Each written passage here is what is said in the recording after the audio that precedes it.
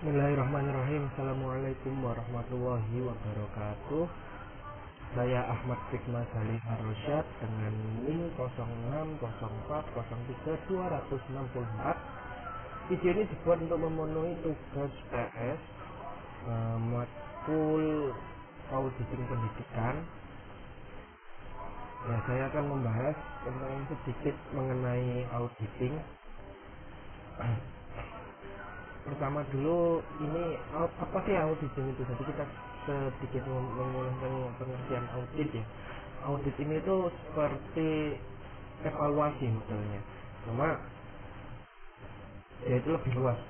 Contoh nih, dalam mengenai luas audit itu ada kegiatan evaluasi terhadap suatu organisasi, mulai dari sistemnya, lalu prosesnya, hingga produknya. Lalu untuk pelaksanaan audit ini dilakukan oleh pihak auditor atau pihak yang mengaudit.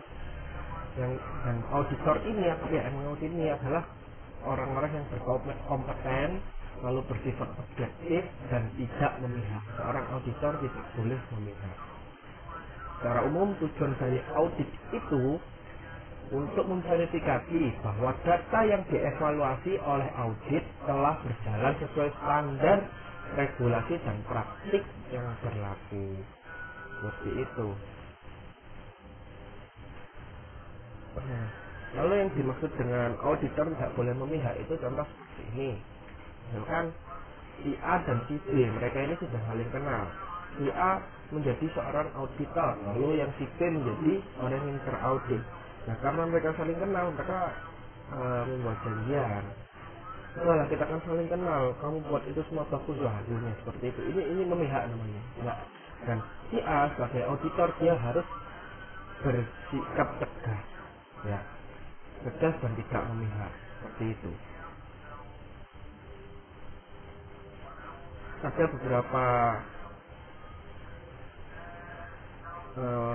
audit menurut tokoh-tokoh, salah satunya ini ada menurut Mulyadi tahun 2002. Audit adalah proses memperoleh dan mengevaluasi bukti secara objektif dan sistematis atas tuduhan kegiatan ekonomi dalam menetapkan tingkat kesesuaian antara laporan yang ada dengan kriteria yang telah ditetapkan, yang selanjutnya akan disampaikan hasilnya kepada pengguna yang bersangkutan. Itu salah satu dari ahli.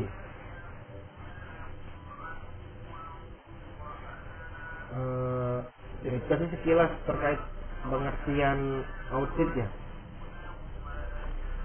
Lalu adapun tujuan dari melakukan audit ini, kan tujuan utama dari aktivitas audit ini untuk mengetahui informasi mengenai persediaan serta jumlah aset ya dari organisasi atau apapun telah benar adanya atau sesuai dengan keadaan dan kejadian yang sebenarnya, agar dalam garis bawah ya, agar dapat lebih memahami tujuan dari audit. Berikut adalah aspek yang menjadi tujuannya.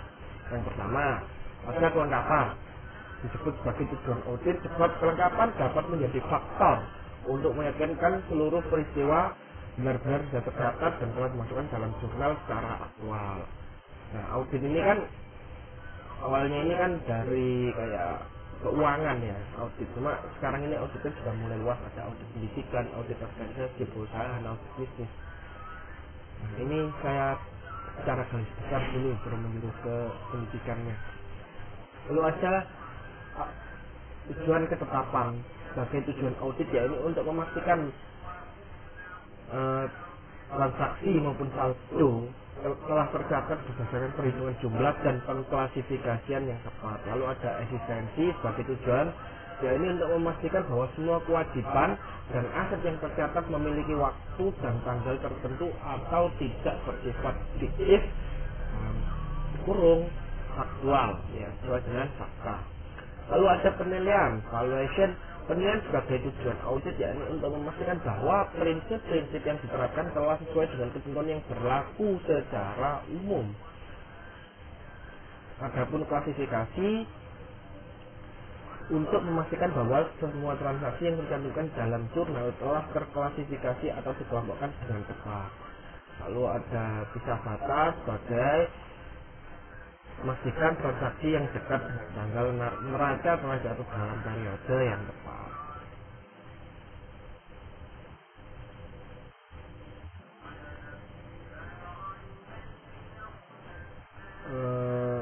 Ini itu adapun audit, jenis audit yang lainnya ini ada audit operasional atau manajemen audit.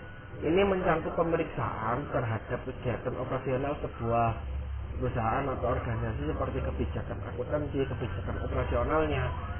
Terus manajemen dengan maksud untuk memastikan kegiatan operasi yang dilakukan dalam organisasi atau itunya lembaga itu berjalan secara efektif dan efisien.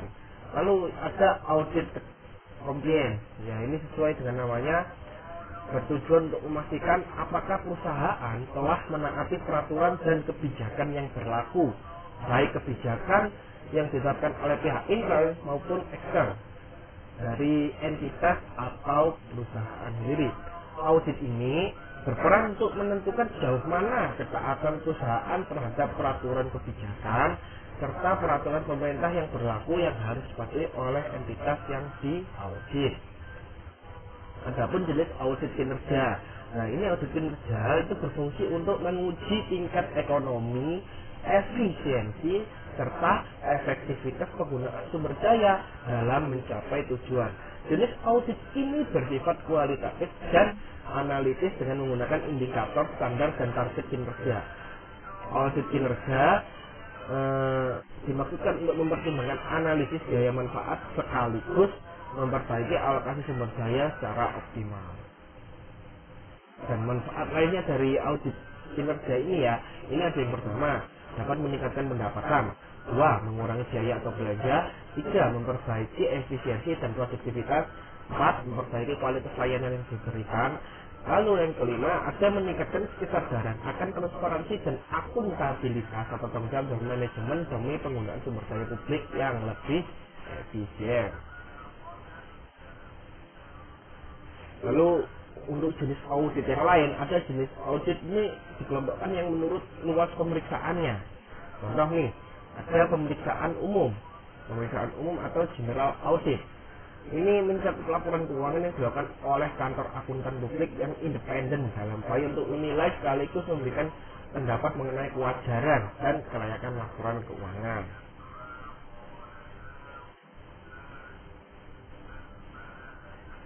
Seperti itu. Nah, itulah kurang lebih sekilas mengenai pengertian audit, tujuan dan jenis-jenisnya. Akhirul kalam, wallahu minkum, wallahul muwaffiq ila aqwamit thoriq. Wassalamualaikum warahmatullahi wabarakatuh.